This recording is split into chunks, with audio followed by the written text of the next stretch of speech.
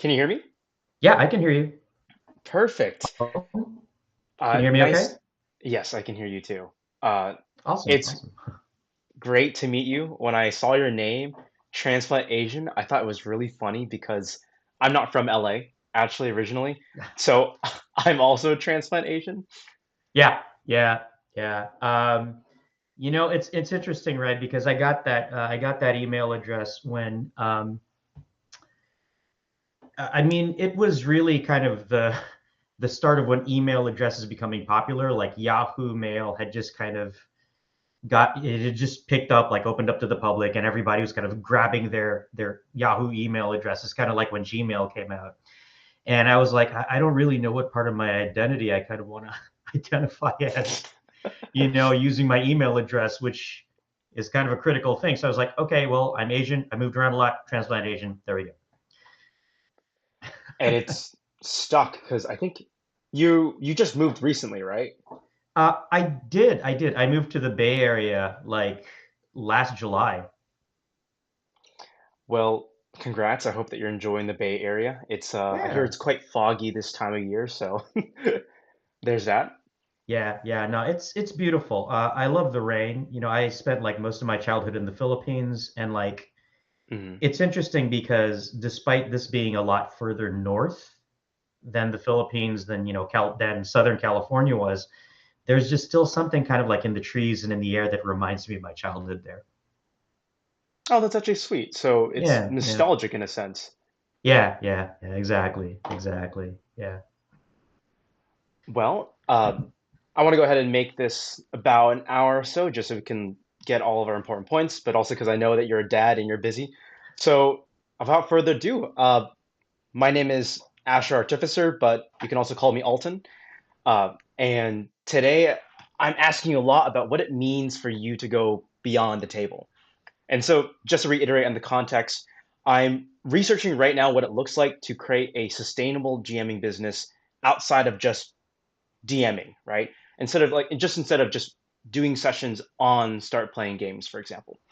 And so I saw your background. I saw the crazy fact that you're going to be on a cruise playing D&D for people, and I just realized like I had to understand what your story was and how you got there. I really it was super curious.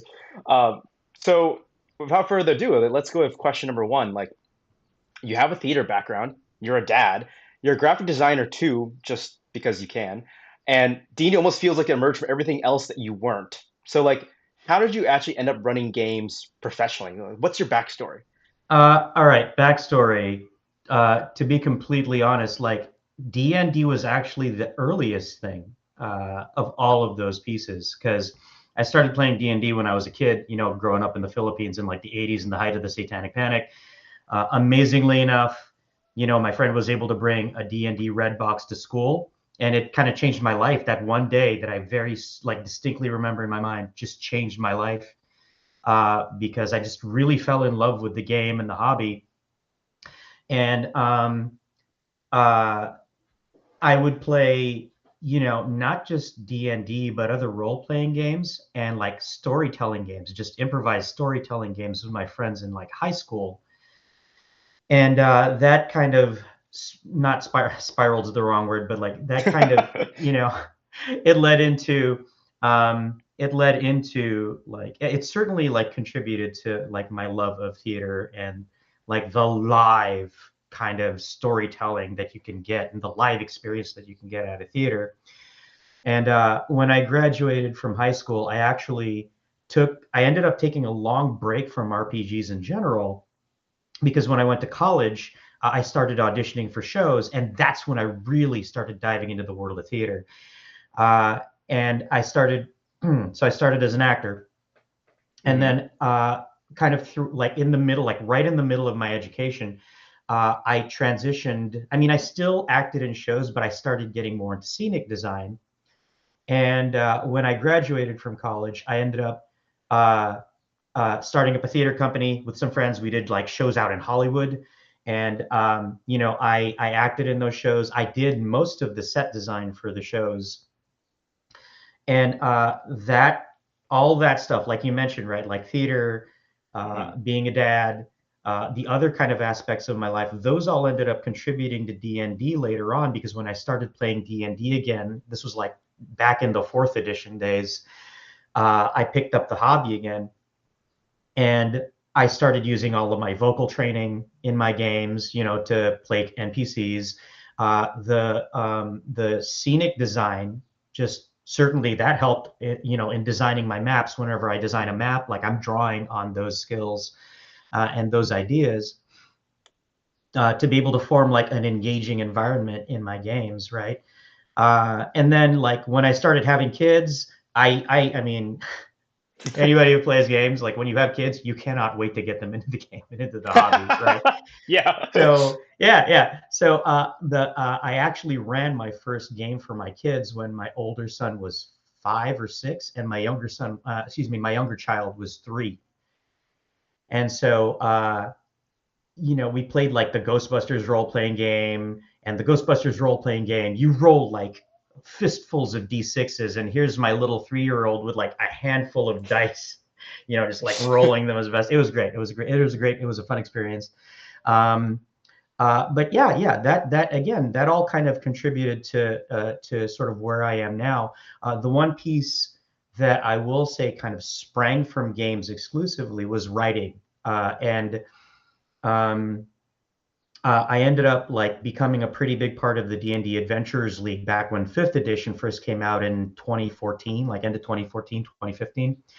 And just because of the way that organized play program went, I ended up I went from running one game a week at a store to like running 2 to 3 games a week at various stores in like the Los Angeles area. And just because from all the reading adventures there, that kind of conditioned me to like really figure out like how I liked information to be laid out. And just being part of the D&D Adventurers League opened up opportunities for me to write. And so that's kind of like what I've been doing, sometimes on the side, sometimes more of a focus, but like that's sort of the other half of what I'm doing now, besides like running professional games. Wow, you definitely have quite the lore. And it's honestly, I think it's really beautiful how it all is kind of like a circle where you started off with D&D, life happened, and you experienced life. And yet at the end of the day, you're able to go ahead and take all the things that have happened to you, you're like who you are, your history, and make it part of your D&D, like yet again. Yeah, yeah, And so, absolutely. yeah, tell me a little bit about your the projects that you're currently writing for. Oh, sure. Yeah. So right now I'm working with the West Coast Adventurers Guild.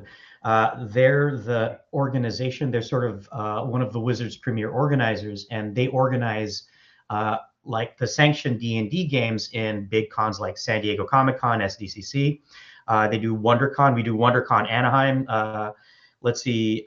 We actually just finished, and I didn't make this particular cruise, but a bunch of West Coast Adventurers Guild admins and DMs ran some adventures that we wrote on the Comic Con cruise, which was like a couple of weeks ago.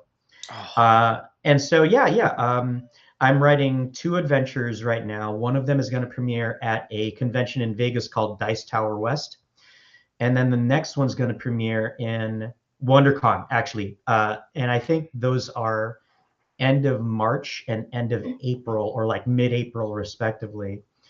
And then right after those 2 projects, I go onto the D20 cruise at the end of April, which is unrelated, and I'll just be running my adventures there. But yeah, so besides like those adventures that I'm writing now, I also have I can't even remember, a bunch of titles on the DMs Guild that are available there, like other adventures that I'd written in the past, either for West Coast Adventurers Guild or for other conventions or for Wizards of the Coast. no, you definitely are very prolific. I took a look at your profile, and it's like I think you have like at least 10 plus, which is quite impressive. I might be understating that number, but it is really cool that you'll be releasing something new too. So I hope everyone who's listening to this later, I hope you guys check it out when it does release.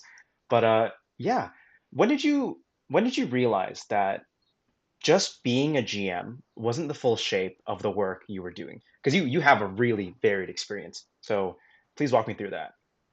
Yeah,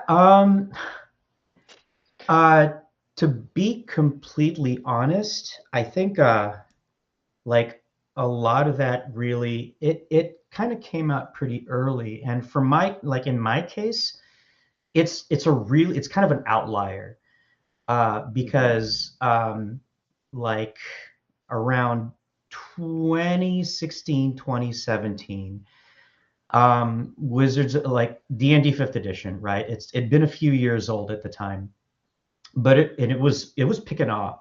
It was really taking off. But there were, Wizards kind of wanted to get the game out into a bigger, to a wider audience. Streamers like Critical Role had kind of built up a lot of steam. Penny Arcades, Acquisitions Incorporated had been pretty established, and those were sort of the beginnings of actual plays and live streaming, right? There was also I Hit It With My Axe, which is, that I think was like the progenitor of all of those. Um, but I just from being one of the coordinators in the D&D Adventures League, I'd met a bunch of the Wizards of the Coast folks like online, and I'd interacted with them, and they started kind of tapping into me, like just approaching me about whenever they would organize events in LA, like their launch events for their hardcovers or special events, they would reach out to me and they would say, "Hey Jay, could you promote this out there in LA, please? Also, we need like DMs, or we need guest players to run, to like run at our Wizards of the Coast event tables." And so I would reach out to people in the LA area, and so I was able to do that and get DMs for a couple of their events, like a couple of their D&D live events. I was able to get like celeb players for some of their release events, other release events out here. Um, we did a spot for the Chelsea Handler show. They reached out to me to like book players for the Chelsea Handler show that happened at like one of the game stores out in the Los Angeles, in our community. And we I don't know if you know Flula Borg, but I like he I ended up don't. being he I'm trying to remember what he's in. I think he was in like one of the Pitch Perfect movies. He's like this very like intentionally like German kind of big personality. Oh, okay. Um, but he ended up being sort of like the correspondent for the Chelsea Handler show that we ended up playing games with. And so I think that was sort of like when I ended up starting to kind of like help organize big events like that. I realized that there was a lot more beyond like playing D&D and kind of playing the table. Now again, it's a special case because I just kind of happened to luck out on just kind of knowing the right people, but if you kind of there's so much out in the gaming community beyond like your home game and your table. A lot of it is in the con space, the convention space. So if you get yourself out there, if you kind of like do a little research, know which conventions are kind of the places to be and the places to kind of meet people, you can really get to know the community in a way that you might not have just watching the YouTube tutorial or um, rolling dice with your friends at your table or at a store or something like that. And so, if there's one like big piece of advice that I would give anybody who's interested in kind of going beyond the table, go to conventions and like meet people, meet other game designers and other authors and publishers and sort of the people who have their who are really in who have their fingers on the pulse of gaming and the gaming industry. No, that's a really beautiful sentiment actually. And I have to say, I am personally very jealous that you get to meet many wizards of the coast. But you're right in the fact that like life is a lot more fuller when you interact and like you have a community.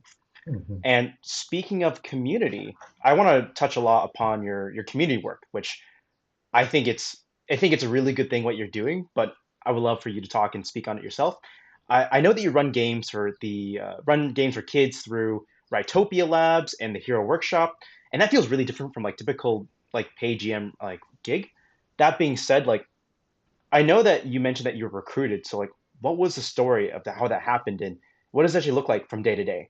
Oh, sure. Well, first of all, I want to be clear. I'm not with like Rytopia was a contractor thing, and Mm, I'm not with the Hero Workshop since I ended up moving out here. But what ended up happening is I was sort of just working a regular day job, right? And I was writing. That was, sort of one of my outlets for creating content in the gaming space. My contract ended at that other job, and I started looking for other opportunities. And Rytopia Lab ended up hiring for their. They have a 2-week sleepaway camp ooh, that okay. is specifically geared for kids that want to learn how to write or that want to improve their writing skills. But part of that was a role playing game component. And so I applied for this job because they were looking for someone in particular who knew the Avatar RPG, Avatar Legends. And Mm, so I had just recently gotten the Kickstarter for that. I was familiar with the system and I signed up to run it. I ended up running an incredible, like, 2-week game for the kids there. Super wonderful story.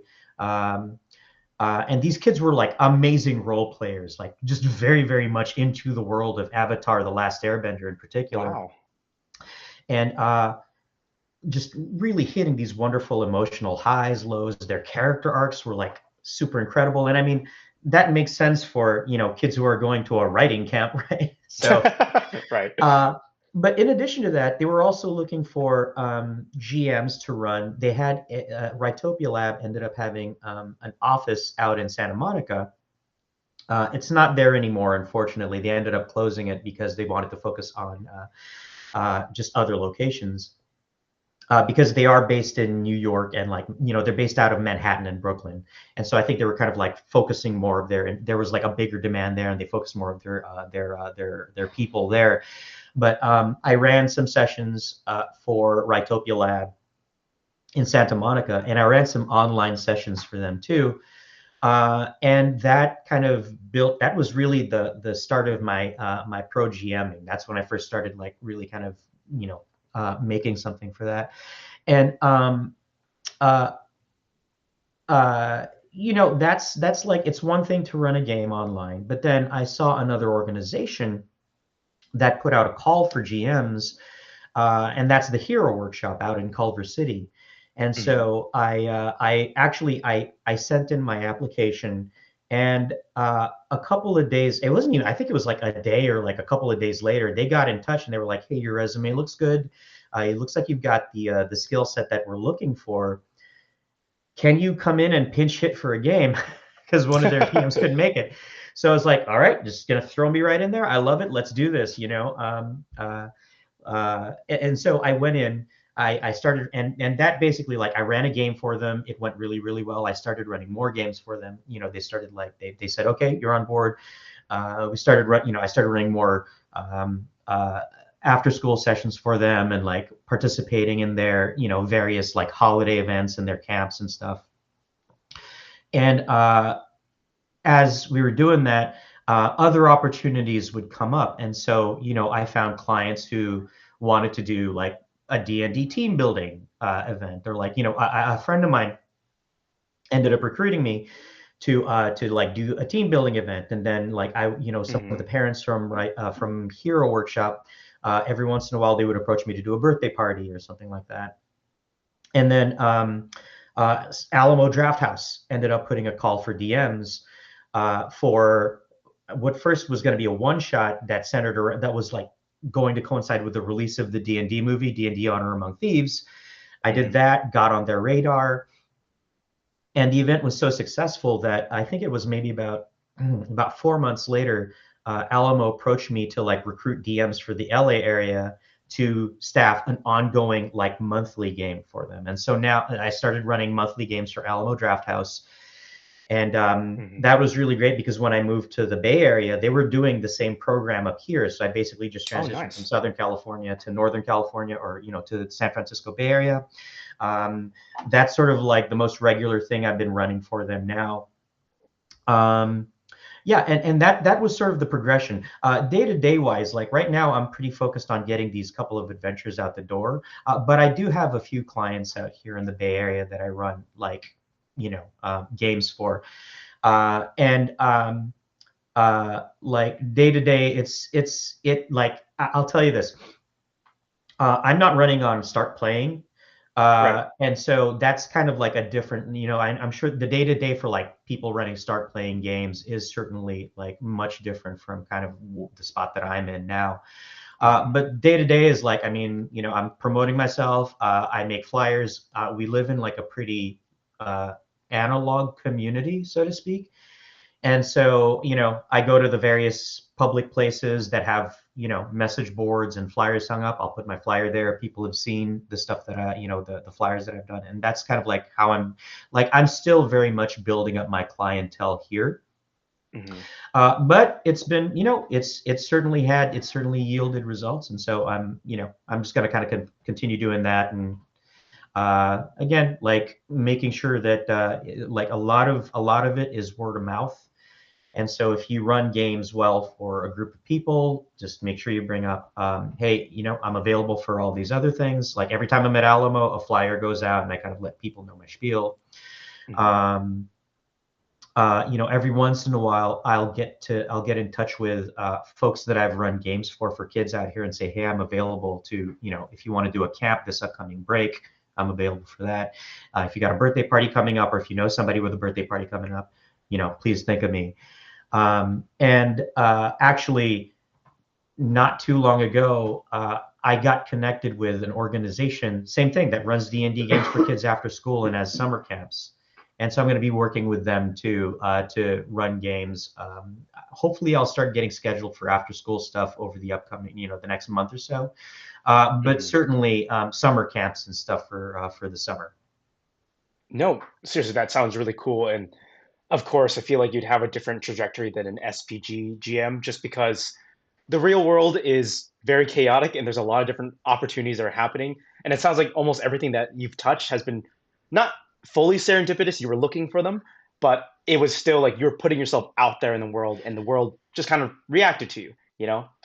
And so I think that's really cool actually. Like what has been your favorite like type of game to run for people? Oh, I mean, like D&D is certainly my main jam. Uh, it's sort of the world that I most comfortably Mhm. operate in. I gotta say, like, there have been some really, really amazing tables on the D20 cruise. Because, like, one of my most popular adventure is this adventure that kind of takes place on a boat, and there are like, it's sort of an escort mission where you have to like escort somebody's like betrothed bride from one place to another. And I've run that on the D20 cruise quite a bit because one, I mean, it takes place on a boat, so it's very thematically appropriate.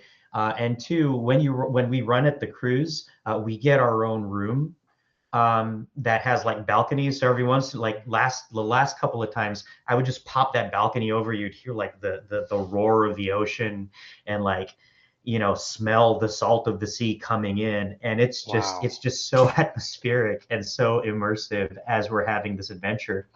And the same thing, like the people who go on a cruise to play games, they are very, very committed to like the experience, right? You kind of have to be. Yeah. And so, we've had some really, I've experienced some really incredible like role play moments where they'll really get invested in the story and in the characters that they're interacting with. Um, and it just, you finish your last session and it gets so emotional, that, oh, okay, this is kind of the storyline's end. I don't know if we're going to be able to come back next year or if this is going to, but everybody's always grateful that we were able to kind of tell this wonderful like self-contained story. So I'm going to say that's like one of my favorite ones. I've also run a couple of really great camps for some kids out in just here and there. And again, like if kids are like doing D&D for their summer experience, they're also like really committed. They also tend to be pretty committed to telling a great story. And there have been some really awesome stories in that front. Wow. I You would people would normally guess that like maybe kids don't have the chops for having deep stories, but they Ugh, also forget that these kids are deeply immersed in it. But I did want to touch on that since you were talking a lot about D20 Cruise. That was actually going to be the next thing I was going to ask about. So I sure. just want to hear a little bit about the origin story of that. Like, how did that opportunity come into your life? And I know that you're mentioning a little bit about how like the people here are really invested. As being one of the GMs on D20, what does that feel like? You know, what has that experience been like for you? Ugh. It's oof. Okay. Again, I'm a bit of an outlier because when the D20 cruise, the first like, okay, entertainment cruises, right? The folks that run Hmm. D20 cruise, they had been doing a couple of other cruises. They'd been doing a cruise called Gakukan, which is an anime cruise, like an anime slash cosplay cruise. Okay. And they'd been doing a cruise called Battle Barge, which is like a Warhammer's miniature gaming cruise, right? And what with D&D just becoming as big as it was, they thought it would be also kind of like fun and popular for them to run a role playing game cruise. Their first role playing game cruise left out of LA. So again, luck of the draw. One of the organizers just kind of was like doing some research online and saw that I was pretty connected, and they approached me to kind of consult for finding DMs and finding like celebrities, celebrity like DMs to bring on board the cruise.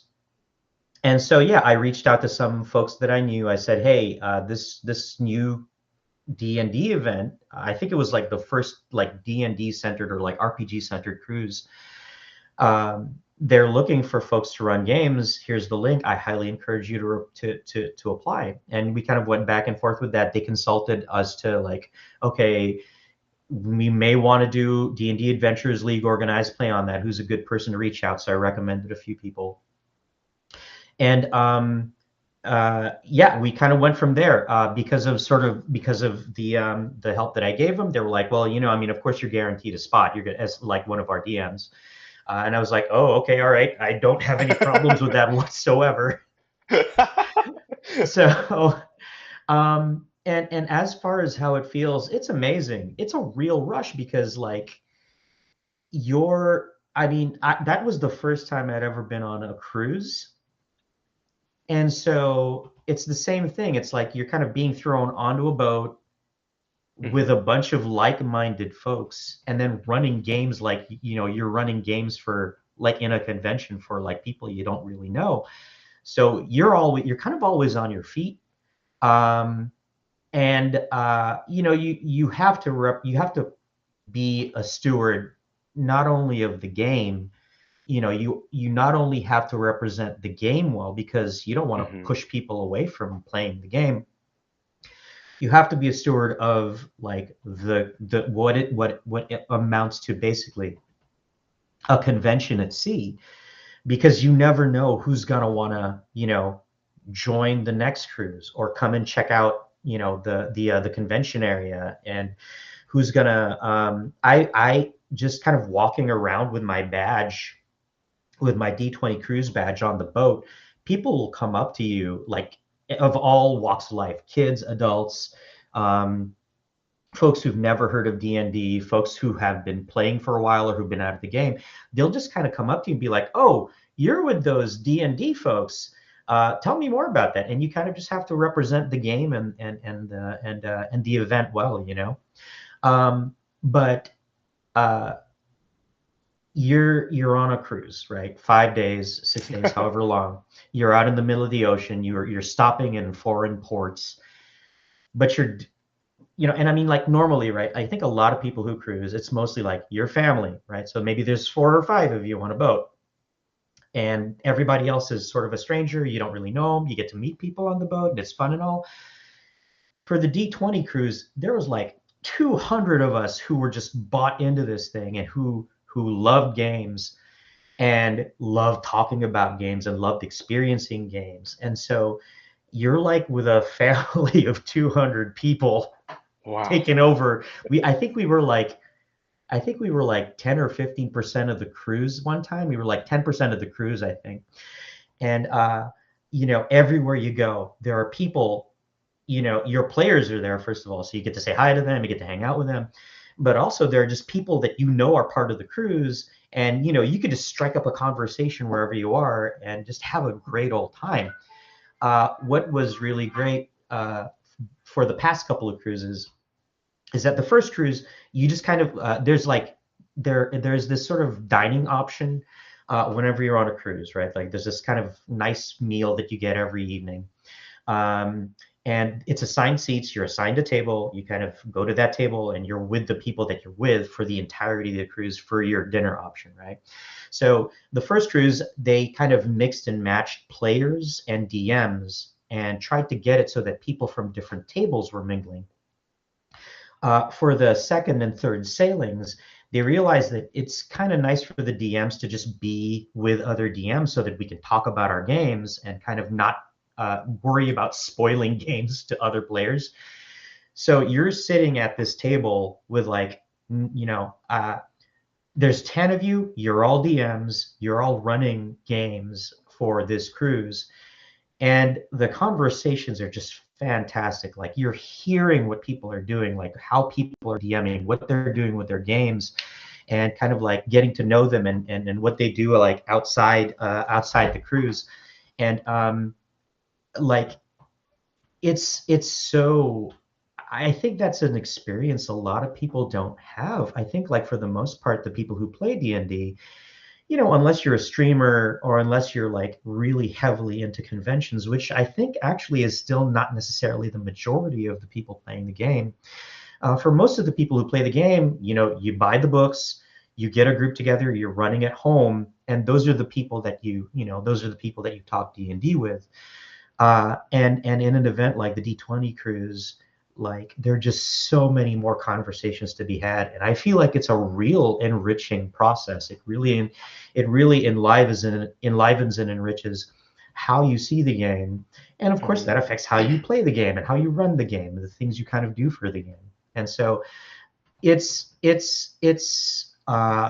really hard to kind of express in words just how amazing that feeling is. You're getting me all excited over here, and I'm like thinking about what a wonderful experience that is. Because you said a lot, but there's a couple of points Yeah. I really wanted to touch on, which is like it's really cool that you become an ambassador for D&D on a Mhm. cruise ship, and the fact like you guys are just not even celebrities inside of the cruise ship, but you're celebrities around it too with strangers, which I think is super cool. But that point you're talking about, how it's like yes, many DMs who are going to be GMs, they have small tables, right? They'll probably will play with like maybe 1 to 2 groups, and it's gonna be people that they know already. But at an event like D20, it's almost like you've become part of this village or this tribe of TTRPG loving nerds, which is it's a different feeling, and when you belong. It's a completely, how should I say? It's almost like you're one mind of this single hive mind. Yeah, yeah. Yeah, it certainly has felt that way sometimes. Yeah. But okay, well, if you guys have the opportunity to, you should go to the D20 cruise. It's happening in April. So if you guys look out for that and make sure you get yourself a ticket if you can. All right. So looking back upon your illustrious life, would you ever have a single decision or shift that made your work feel like more stable or sustainable? And if that hasn't happened yet, why do you think so? So two questions there. Sure. Let's see. I mean, the biggest shift into the direction that I went into is honestly just kind of committing to running games. Like I said earlier, when my contract ended, I looked for, opportunities. I actually looked for like game master opportunities. I think uh, the Rytopia Lab listing, I think that was through like LinkedIn or Indeed, one of those. Wow.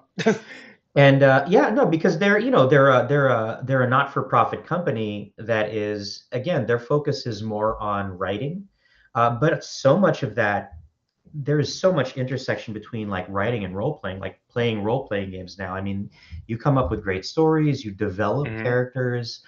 If you're writing adventures, you have to know how to write so that other people can absorb the details of the adventure so that they can run the game, right? But really kind of committing. And I mean, I was lucky at the time. I'm not gonna mince words. I'm with a partner who does pretty well work-wise. And Nice. so, so I did have the room to kind of be able to explore. Um, Sustainability, I'm going to address that too. I'm not going to mince too many words on that. That's a tough thing to kind of attain.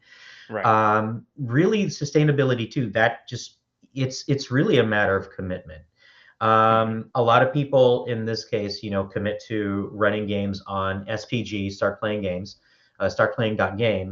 and that works very, very well for them. The nice thing about that is if you are able to, I mean, it's a hustle. You have to kind of commit to the hustle. I'll tell you that much too.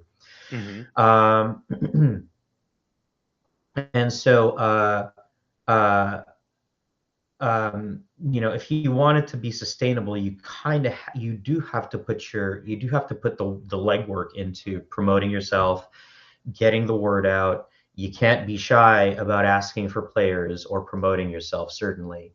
And again, like remind your players, if you enjoy my game and you hear of anybody else who's interested, please send them my way. I've got my games posted on Start Playing Games. In my case, I just say, hey, I'm available for events outside of our games. D&D makes a great team building event if your workplace is looking for something like that, or if Hmm. you're looking to.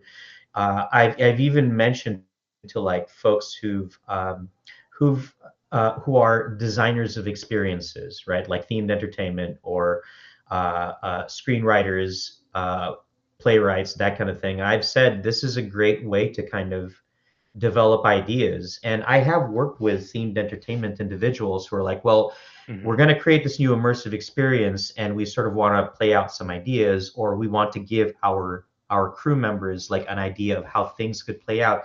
Can you come in and run a game based on that? And that's like a really cool experience to have.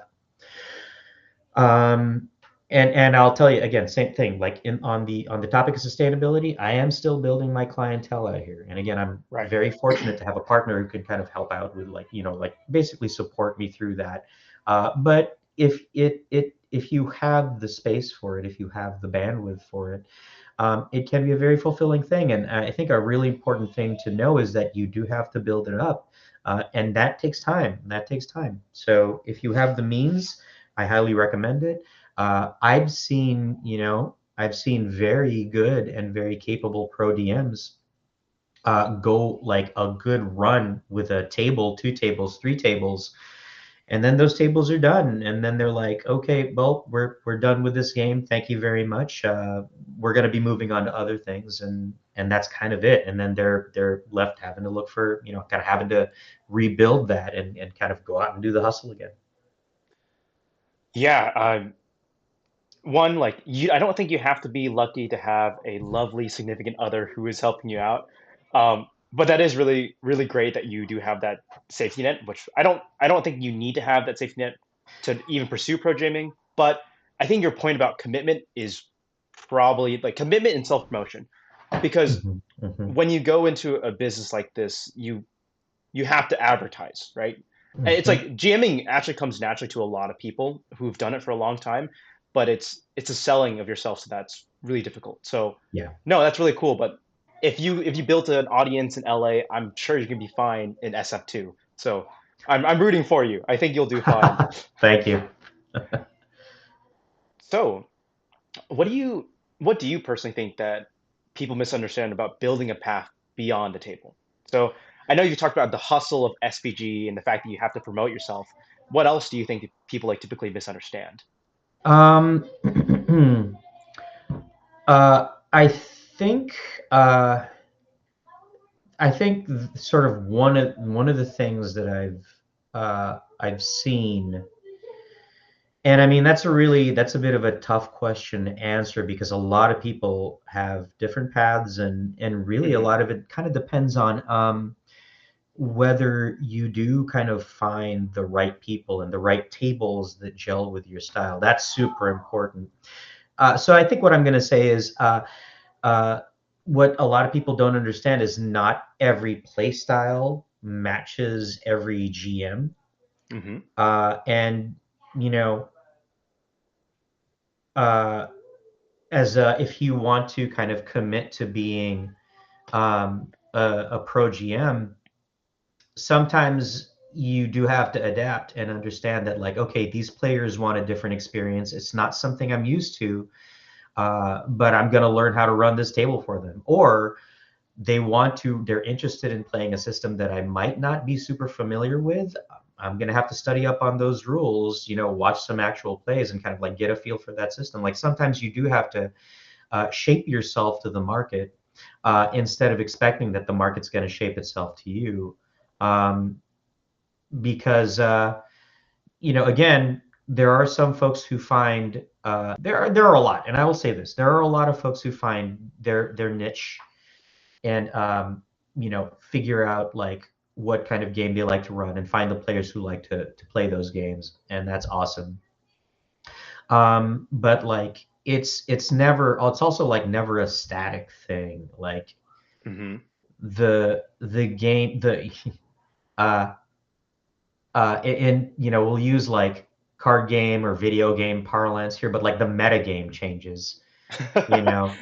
Yeah, the And so meta. yeah, the meta changes and you have to just be open to changing with the meta, um at the same time, like if you know what your strengths are and you really kind of like play to those strengths, you do offer, like every GM has something unique to offer, right? Like nobody is going to GM exactly the same, and that's kind of what makes like you the GM that you are. That's what makes you kind of special to your players. And so, if you're fortunate enough to really be able to like lean into that and find the crowd that wants that, um, then that's awesome. That's great. That's great. I think that's sort of something that I've been able to do at the D20 cruise, and it's sort of the opposite running for things like Alamo Drafthouse, because Alamo Drafthouse, like we get our adventures, we don't get to run whatever we want.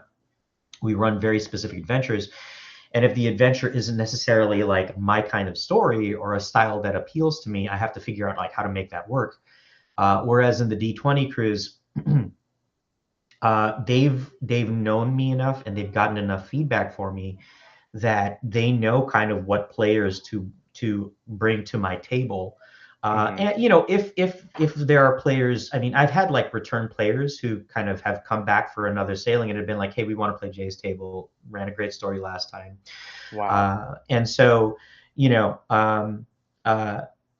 uh, if that happens, that's great. But otherwise, like they've kind of figured out like what I can handle and sort of what I bring to my table and what players are like look like match the experience that I can provide. That is really cool. No, I really think that thank you so much for saying that because I think a lot of people who are starting off, oftentimes they have to think like, oh my gosh, I have to become like Matt Mercer or something like that. Where you're like, I can't sell my games at all because I'm a nobody. But it's like you're yourself. You're not Yeah. nobody. You're Hmm. somebody. Hmm. And leaning into like, yes, you're right that like sometimes the players tell you what kind of game they want to play, and it's best to follow what the players want. But at the same time, it's like the happiest, and forgive me if I'm taking words out of your like mouth, but like the happiest when you feel is probably like when you and your players align on the same game. Is Hmm. that correct? Yeah, absolutely. Oh yeah, yeah. I think that's like a yeah, no, that's very correct. And I think that's sort of like a general truth, right? Um, as far as gamers go. Uh, and I think that's sort of like the magic of the home table is that yeah, you typically are playing with folks, you kind of are all aligned in your goals. And that's why you can have the experiences there. Yes. Although, as Pointy Hat has once said, not all your friends are D&D friends, sadly. But Yep. usually home games are Yeah. good. Yeah. Wow. Yeah. Okay. Very true. Here's my last official question. And this whole conversation has been really fun. This has been super cool. Yeah, But yeah. Same here. I've been enjoying it. a lot of aspiring pro GMs think the goal is just to fill out their SPG calendar. So what would you tell them, especially if there's someone who's new, how would